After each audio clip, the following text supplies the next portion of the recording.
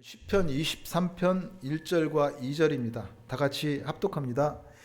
여호와는 나의 목자시니 내게 부족함이 없으리로다. 그가 나를 푸른 풀밭에 누이시며 쉴 만한 물가로 인도하시는도다. 아멘. 여러분, 그 시편은 150편으로 구성되어 있습니다. 그러면 그 150편, 150개 중에서 여러분이 가장 좋아하고 사랑하는 시편은 무엇입니까? 또 150개 중에서 여러분이 암송하고 있는 거, 외울 수 있는 게 몇 개예요? 우리 흔히 모든 사람들이 거의 그 시편 23편을 가장 이렇게 좋아하고 암송하고 묵상합니다. 그래서 시편 23편을 붙잡고 기도하면서 많은 은혜와 응답을 받는 것을 볼 수가 있습니다. 여러분 혹시 아직도 시편 23편을 암송하지 못했다면 이번 기회를 통해서 우리 다 같이 암송하고 은혜 받기를 소망합니다. 이 시편 23편은 다윗의 시입니다. 어떻게 보면 다윗도 한 인간으로서 하나님 앞에 서 있는 한 성도로서 자신이 돌아온 자신의 삶을 돌아보면서 하나님 앞에 하는 그 신앙 고백이라고 할 수 있습니다. 여호와는 나의 목자시니 내게 부족함이 없으리로다. 그가 나를 푸른 풀밭에 누이시며 쉴 만한 물가로 인도하시는도다. 내 영혼을 소생시키시고 자기 이름을 위하여 의의 길로 인도하시는도다. 내가 사망의 음침한 골짜기로 다닐지라도 해를 두려워하지 않을 것은 주께서 나와 함께 하심이라. 주의 지팡이와 막대기가 나를 안위하시나이다. 주께서 내 원수의 목전에서 상을 차려주시고 기름을 내 머리에 부으셨으니 내 잔이 넘치나이다. 내 평생의 선하심과 인자하심이 반드시 나를 따르리니 내가 여호와의 집에 영원히 살리로다. 이 시편 23편은 그러니까 다윗이 하나님의 그 사랑과 은혜 앞에 하는 그 신앙 고백입니다. 그러니까 하나님의 사랑과 은혜에 감사해서 감동해서 하는 한 인간으로서 하나님 앞에 한 성도로서 다윗의 신앙 고백이라고 할 수 있습니다. 그리고 또 한편으로 이 시편 23편은 하나님의 축복입니다. 하나님께서 여러분을 축복하시는 축복의 말씀입니다. 또한 그리고 이 시편 23편은 우리가 하나님 앞에 해야 될 기도입니다. 그래서 저는 이 시편 23편은 1절에서 6절까지 6절로 되어 있습니다. 한 주간에 2절씩 해서 3주 동안 은혜를 나눌 것인데요. 저는 이 강단에서 하나님의 그 축복을 시편 23편을 통해서 하나님의 복을 선포할 것입니다. 하나님의 복을 선포할 때 여러분 아멘으로 그 복을 받으시고 그러시고 그 시편 23편을 붙잡고 기도하면서 하나님께서 우리에게 주신 그 시편 23편의 복을 온전히 누리며 살아가시기를 축복합니다. 오늘은 시편 23편 1절과 2절로 여호와는 나의 목자시니 여호와는 나의 목자시니 여호와는 나의 목자시니 제목으로 같이 은혜를 나누겠습니다. 여러분 이게 크리스탈 강대상입니다. 참 귀하고 좋은 것이에요. 여러분 이 크리스탈 강대상을 어떻게 설명하겠습니까? 그 강대상을 모르는 사람한테, 그러니까 전혀 강대상이라는 거 한 번도 보지 못한 사람에게 이 크리스탈 강대상을 어떻게 무슨 말로 이렇게 설명할 수 있겠습니까? 아마 그럴 것 같아요. 먼저 재질에 대해서 설명할 것 같아요. 크리스탈이라는 것은 유리하고 그 맑고 투명한 유리 같은 것인데 두껍고 단단하다. 그리고 그 구조는 강대상이라는 구조는 밭에 밑에 받침이 있어가지고 튼튼한 받침이 있어서 그것을 받치는데 그 받침에는 4개의 바퀴가 있어서 또 움직일 수도 있다. 그리고 가운데는 크리스탈 기둥이 떡하니 있고 그 위에는 또 상판에 크리스탈 받침이 있어서 거기에 물건을 올려놓을 수 있다. 또 그 모양을 이렇게 꾸며서 모양을 내고 또 마이크를 이렇게 달아서 설교할 수 있게 만드는 것이, 그러니까 어떻게 보면은 책상인데 서서 사용할 수 있는 책상과도 같다. 뭐 이렇게 말이나 글로 설명할 수가 있습니다. 그렇지만 한번 생각해 보세요. 우리야 이게 이 강대상을 항상 봤으니까 강대상 하면은 그거 딱 알지만 태어나서 한 번도 강대상을 보지 않은 사람에게 그렇게 말이나 글로 아무리 설명해도 어렴풋이 이렇게 짐작은 하지만 그것이 뚜렷이 다가오지 않습니다. 근데 만약에 그림을 그려서 보여주면서 이것이 강대상이야, 이것이 크리스탈 강대상이야 보여주면은 어떡할까요? 그래? 그거 단번에 알아볼 수가 있습니다.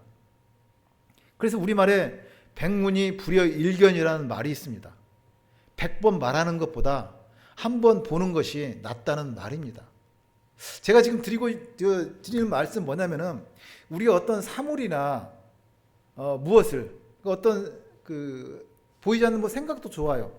그것을 남에게 이렇게 전달하고 알려줄 때 그 방법에는 말이나 글도 있지만 그림도 있다는 것입니다. 그리고 음악도 있을 수 있습니다. 오늘 설교 제목이 뭐예요?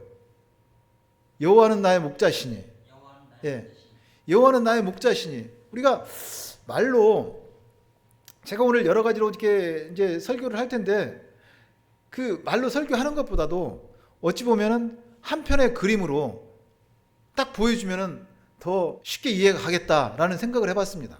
그래서 우리 그 그림이 있어요. 여호와는 나의 목자이시니라는 그림이 있습니다. 제가 오늘 특별하게 영상으로 띄워주지 않아도 여러분들 잘 아는 그림입니다. 흔히 교회에서 많이 보는 그림 있잖아요. 잔잔한 물이 흐르고 초원이 쫙 펼쳐져 있고 거기에 예수님이 하얀 망토 입고 걸어가시는데 양들이 무리지어서 쭉 따라가는 그림 상상되시죠? 그 그림 이름이 여호와는 나의 목자십니다. 여호와는 나의 목자시니. 여호와는 나의 목자시니. 여호와는 나의 목자시니. 그럼 되잖아요. 하나님이 나의 목자신데요. 여호와가 나의 목자이십니다. 근데 뭐가 부족해요? 여호와는 나의 목자시니. 그리고 이 다윗이 우리가 한 가지 알 것은 여호와는 나의 목자신이라고 말한 거, 하나님을 목자라고 표현한 거, 다윗 자신이 목동 출신이었기 때문에 가능한 것입니다. 다윗은 그 누구보다도 그 목자와 양의 관계를 잘 알고 있었습니다. 그리고 실제 다윗은 참으로 좋은 목동이었습니다.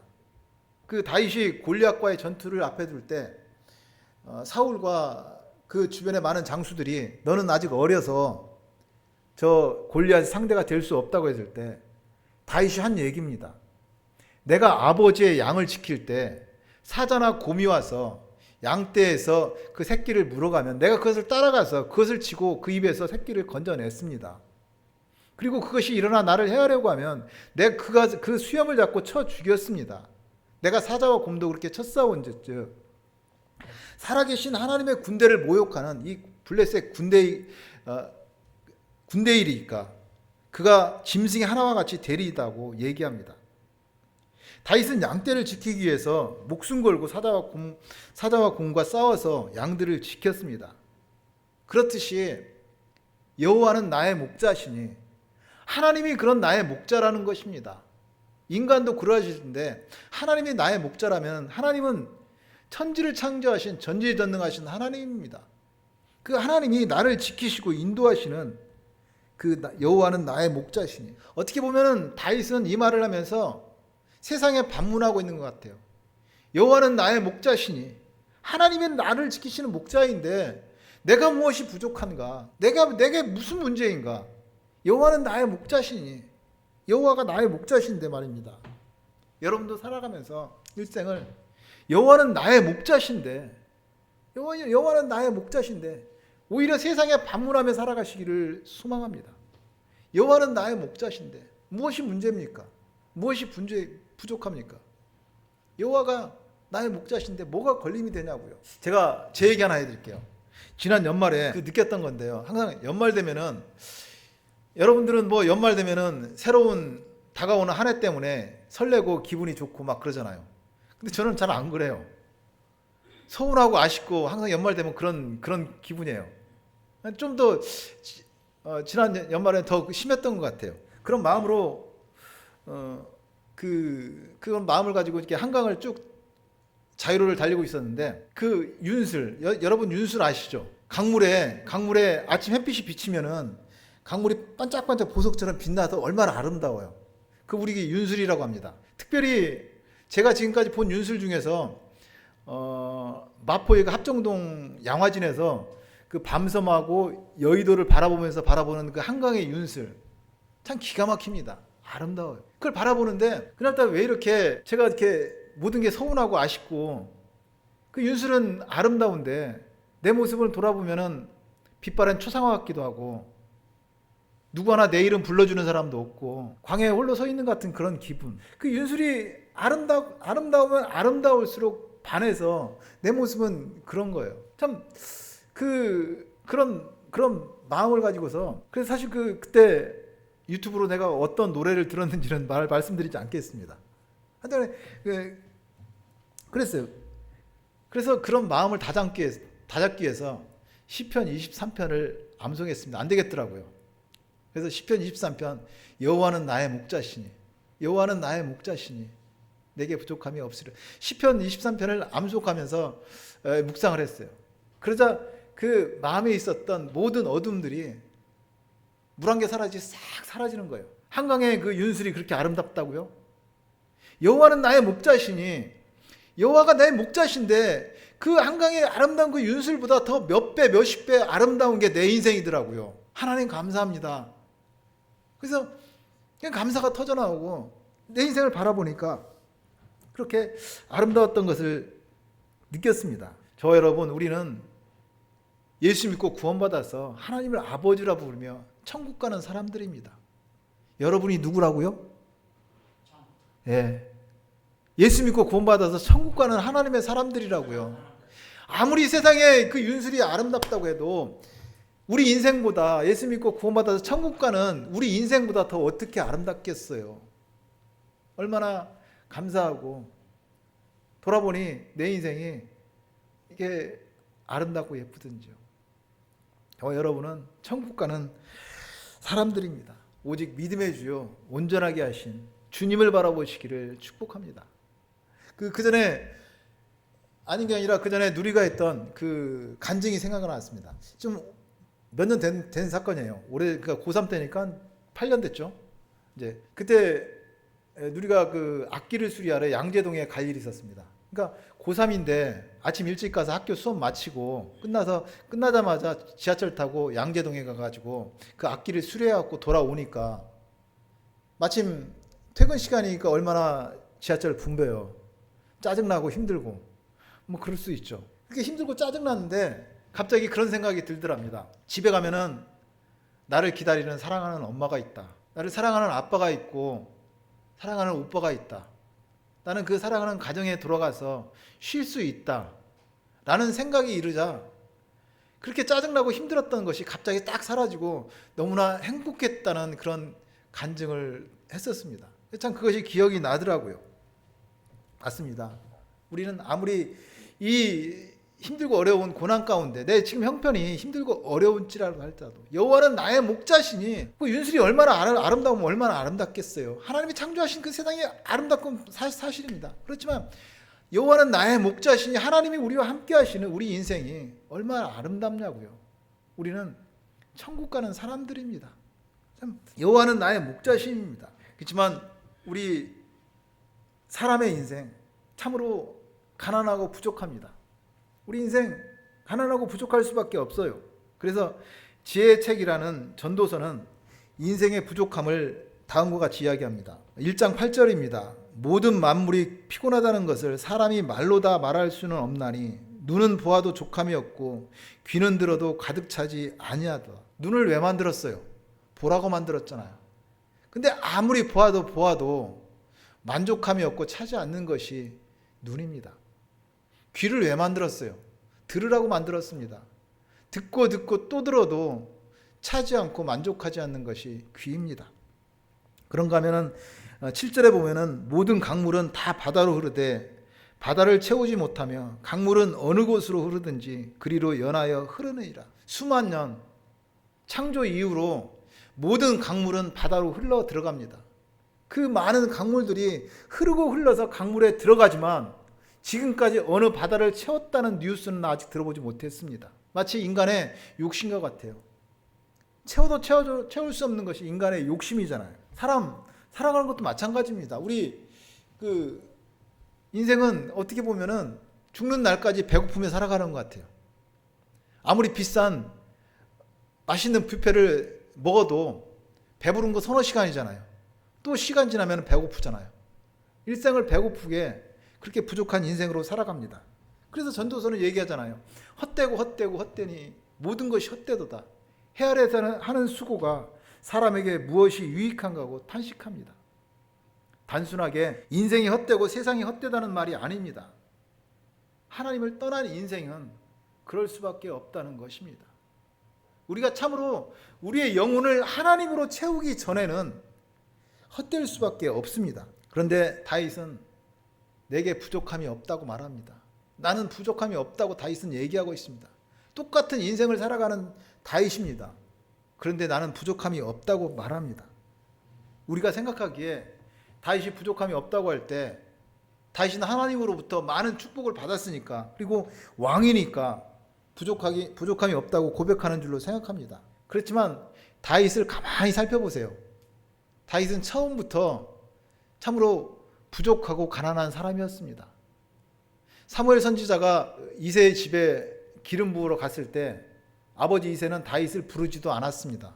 그러니까 아들들이 쭉 서 있는데 그 형제들 틈새에 끼지도 못하는, 그래서 들판에서 양을 치고 있었던 그 부족한 다윗이었습니다.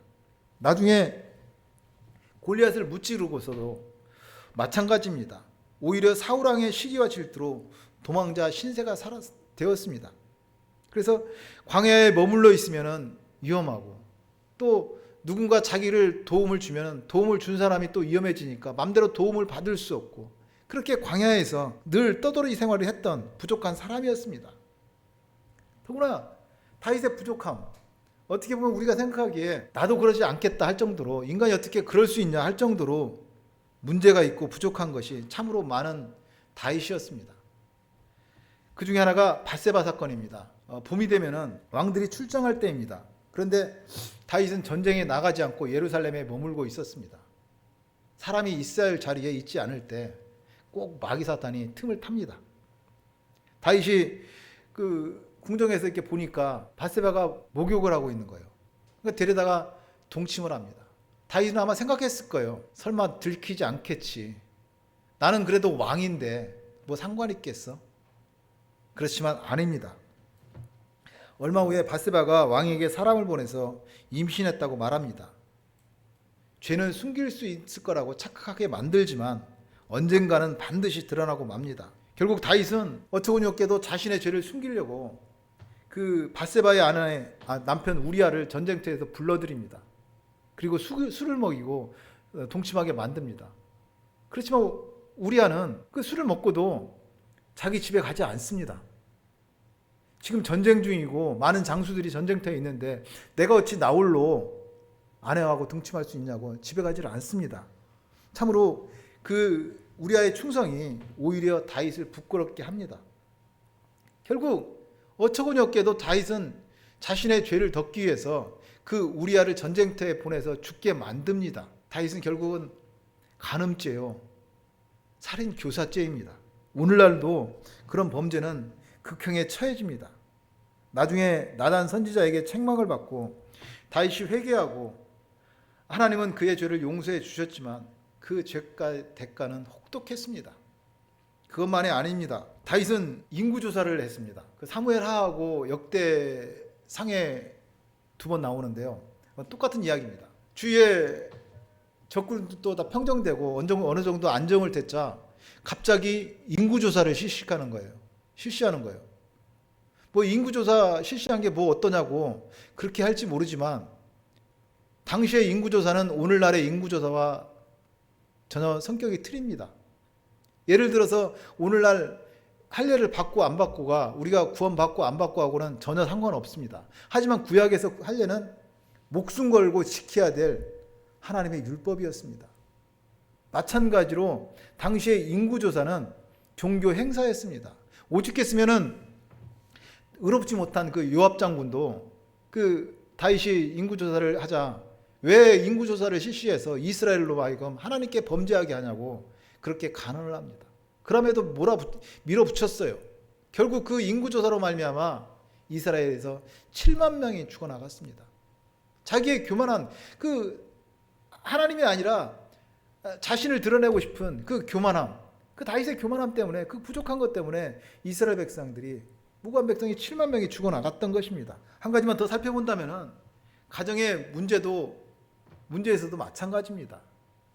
우리 수신제가 치국 평천하라고 하는데 전혀 다윗 그거하고는 거리가 먼 부족한 사람이었습니다. 다윗에게는 많은 아들들이 있었습니다. 자식들이 있는데 그 아들들 중에 큰아들이 암논입니다. 그리고 그 아들들 중에 압살롬이 있었습니다. 그리고 압살롬의 누이가 다말입니다. 근데 큰아들 암논이 다말을 연연해서 데려다 동침합니다. 물론 지금으로부터 3000년 전 일입니다. 그 당시에는 이복 누이, 배다른 이복 누이라면은 결혼할 수 있어요. 뭐 그래서 결혼하면 돼요. 근데 그렇게 동침해놓고 쫓아버립니다. 간음이 돼버립니다. 그때 오라비 압살롬은 그러면 아버지가 어떻게 해주겠지 하고 기다렸습니다. 근데 2년을 기다려도 다윗은 그 소식을 듣고도 아무 말이 없었다고 성경은 얘기하고 있습니다. 참다 못한 압살롬이 큰형 암논을 살해해버립니다. 가인과 아벨과 같은 사건입니다. 그리고 도망갔어요. 나중에 다윗이 어찌어찌 다시 불러들여도 화해했지만 쳐다보지를 않습니다. 압살롬은 그 마음의 앙금이 사라지지 않았어요. 그래서 그 예루살렘에 돌아와서 4년 후에, 정확히 4년 후에 그 유명한 압살롬의 반역이 일어납니다. 아버지를 죽이고 내가 왕이 되겠다고 압살롬의 반역이 일어났어요. 그래서 다윗이 그 압살롬의 반역을 평정하고 했지만 나중에 그 압살롬의 죽음 앞에서 다윗이 뭐라고 그래요? 압살롬아 압살롬아 내 아들 압살롬아 내가 대신 너 대신 죽었으면 좋았을 것을 내 아들 압살롬아 통곡합니다. 그것은 부모가 자식에 대한 연민이 아니라 회한이고 자기의 그 회개라고 할까요? 그 회개하는 통곡하는 심령입니다. 그 외에도 다윗 많아요. 우리가 다윗 하면은 이스라엘 장수고 여호와는 나의 목자시니라고 얘기했던 참으로 위대한 왕이고 뭐 이렇게 생각할 수 있지만 아히멜렉 제사장 사건도 있고요. 뭐 블레셋으로 망명 가서 가드왕 아기스에게 했던 행동이나 나발 사건이나 많은 아내들을 축적한 사건이나 많더라고요. 오늘 뭐 이걸 다 다윗에 대해 다 알아보는 시간이 아니니까 하지는 않겠지만요. 우리가 생각할 때 어떻게 인간이 그럴 수가 있냐고 할 정도로 잘못한 것도 많고 부족한 것도 많습니다. 근데 그 인생을 살아온 다윗, 그런데 다윗이 한 고백은 뭐예요? 여호와는 나의 목자시니 내게 부족함이 없으리로다. 어떻게 그럴 수가 있습니까? 여호와는 나의 목자라고 그렇게 하나님 앞에 고백할 수 있냐고요. 그것은 환경을 바라보지 않기 때문입니다. 하나님을 바라보기 때문에 여호와는 나의 목자이시니 내게 부족함이 없으리로다. 다윗은 그 어떤 상황에서도 하나님을 바라봤습니다. 저와 여러분도 믿음의 주여 온전케 하신 주님을 바라보시기를 축복합니다. 그 하나님을 바라보고 여호와는 나의 목자시니 내게 부족함이 없으리로다. 다윗은 오직 하나님을 바라봤던 것입니다. 제가 지난 12월 연말에 한강의 그 아름다운 윤수를 보면서 하나님이 창조하신 세상은 이렇게 아름다운데 하나님이 창조하신 이렇게 아름다운데 왜 나는 빛바랜 초상화처럼 이러냐고 그렇게 했지만 세상을 바라볼 땐 그랬지만 시편 23편 묵상하면서 여호와는 나의 목자신이라고 읊조리면서 시편 23편을 묵상했을 때 참으로 내 인생이 그 어떤 그 윤술보다 아름답다는 것을 느꼈던 것처럼 기쁨이 넘쳤겠다는 말입니다. 그렇잖아요. 여호와는 나의 목자시니 내게 부족함이 없으리로다. 여호와는 나의 목자시니 여호와는 나의 목자시니 하나님이 나의 목자이십니다. 그럼 되잖아요. 여러분 그거 말고 더 필요한 건 뭐가 있어요? 여호와는 나의 목자신데 뭐가 걸림이 돼요? 뭐가 부족해요? 여러분도 인생 살아가면서 세상에 대해서 여호와는 나의 목자신이라고 반문하십시오. 하나님이 나의 목자라고. 그런데 뭐가 어쩌라고. 내가 뭐가 부족하냐고. 여호와는 나의 목자신입니다. 그리고 2절 보겠습니다. 그가 나를 푸른 풀밭에 누이시며 쉴만한 물가로 인도하시는도다. 하나님은 성령으로 오셔서 우리를 인도하시고 지키시는 참으로 좋으신 아버지 하나님이십니다. 흔히 사람들은 인생을 고해라고 합니다. 고생의 바다라서 고해라고 합니다. 고해와 같은 인생을 살아가는 저와 여러분, 그래서 힘들고 어려울 때 어떻게 합니까? 우리 기도하잖아요. 하나님 이것 좀 응답해 주셔서 이것 좀 해결해 달라고, 이것 좀 나를 좀 비껴가게 해달라고, 이것 좀 해결되게 해달라고, 아니면 내가 이것을 뛰어넘을 수 있게 해달라고, 능력 달라고 하나님 앞에 기도합니다. 근데 기도가 다 응답돼요? 우리 기도 응답대로 다 됐으면 좋겠는데 잘 되지를 않습니다. 하나님은 그냥 우리를 시련을 당하게 할 때도 많습니다. 왠지 아세요? 그것은 그 길만이 우리를 변화시키고 성장시킬 수 있기 때문입니다. 그래서 하나님은, 나보다 나를 더 잘 아시는 하나님은 우리를 그렇게 인도하십니다. 그렇지만 그 하나님 잊지 마십시오. 우리가 아파하고 힘들어할 때 하나님은 우리의 손을 꼭 붙잡고 우리보다 더 힘들어하시고 같이 아파하신다는 사실입니다. 우리 손을 꼭 잡고 그 고난과 시험을 통과하여 여러분을 푸른 풀밭, 쉴만한 물가로 인도하시는 좋으신 하나님이십니다. 출애굽기 13장 21절입니다.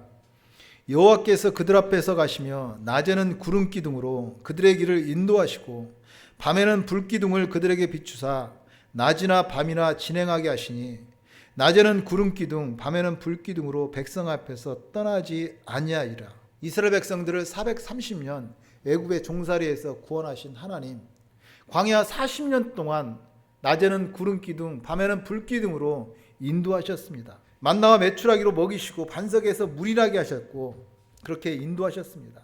이스라엘 백성들을 낮에는 구름 기둥 밤에는 불 기둥으로 인도하신 하나님, 이제 성령으로 오셔서 여러분을 인도하고 계시는 좋으신 하나님이십니다. 하나님은 살아계십니다. 예수님은 어제나 오늘이나 영원토록 동일하십니다. 낮에는 구름 기둥으로 밤에는 불 기둥으로 이스라엘 백성들을 인도하신 구약의 하나님, 오늘날도 성령으로 오셔서 우리와 함께 하시는 좋으신 하나님이십니다. 그가 나를 푸른 풀밭에 누이시며 쉴만한 물가로 인도하시는도다. 그가 나를 푸른 풀밭에 누이시며 쉴만한 물가로 인도하십니다. 우리 아버지 하나님이십니다. 여러분, 재밌는 얘기 하나 해드리고 마치겠습니다. 요즘은 그 내비게이션이 있어서 어디를 가든지 쉽게 이렇게 편하게 찾아갑니다. 내비게이션 찍고서 그 말만 잘 듣고 가면 돼요. 근데 지금으로부터 30년 전에는 내비게이션이 없었습니다. 그럼 어떻게 찾아가요? 이정표 보고 찾아가야 되고 지도를 보고 찾아가야 됩니다. 그래서 지금도 제 기억에 당시에 자동차 보험 들면은 사은품으로 주는 것이 큰 전국 지도였어요. 그리고 자동차의 필수품이 지도였습니다. 그래서 지도를 보고 찾아가고, 그리고 또 관광지도라고 해서 관광지도도 있었고요. 그리고 이렇게 이정표를 보고 간판 보고 찾아가다가 또 그것도 모르면은 사람들에게 물어서 찾아가고 그렇게 했습니다. 그래도 잘 찾아갔어요. 물론 낮에라면 이제 그래도 상관이 없어요. 근데 밤에가 문제입니다. 밤에 물론 지도 보고 간판 보고 찾아간다고 하지만 마을까지 동네까지는 찾아가도 어느 집까지 찾아가기는 밤에 깜깜한데 아무도 없는데, 특히 한적한 시골 같은 경우는 참 난감합니다. 그런데 말입니다.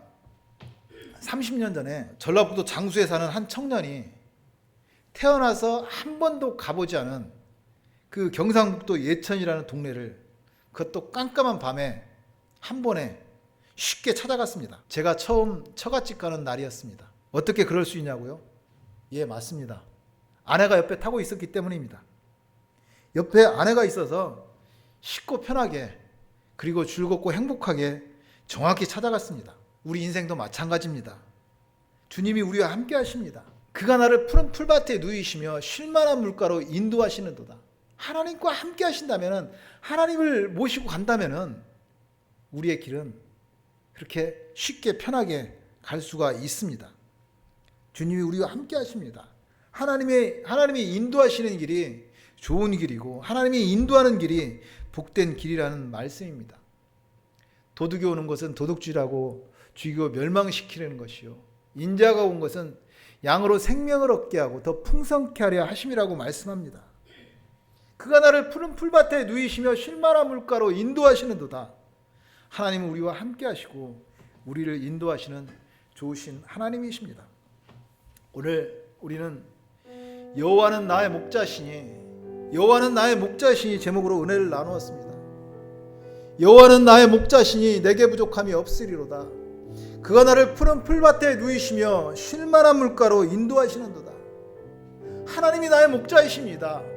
여호와는 나의 목자시니, 여호와는 나의 목자시니, 하나님이 우리의 목자이신데 뭐가 걸림이 됩니까? 뭐가 부족해요? 뭐가 문제예요? 여호와는 나의 목자시니 우리의 축복입니다. 그러므로 여러분이 이제 일생을 여호와는 나의 목자신이라고 시편 24편을 묵상하고 시편 23편을 붙잡고 기도하시길 바랍니다. 그래서 하나님이 해주시는 그 시편 23편의 복을 온전히 받아 누리며 살아가는 하나님의 거룩한 축복의 통로가 되시기를 축복하고 축원드립니다.